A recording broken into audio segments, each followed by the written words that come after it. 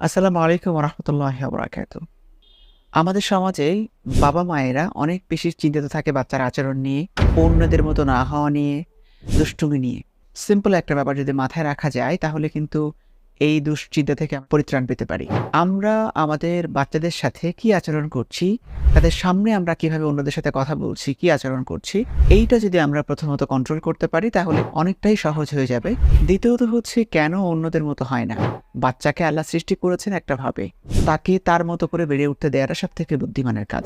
আপনার বাচ্চা কখনোই অন্যের মতো হবে না। ও ওর মতো করেই বেড়ে উঠবে। এই বেড়ে ওঠার মধ্যে কতটুকু ভালো ইনপুট আপনি দিচ্ছেন, কত ভালো পরিবেশে তাকে আপনি রাখছেন, চারপাশে কারা আছে, চারপাশে কি আছে, এই জিনিসগুলো যদি আপনি নিশ্চিত করতে পারেন, এটা অনেক ভালো একটা কিছু হবে।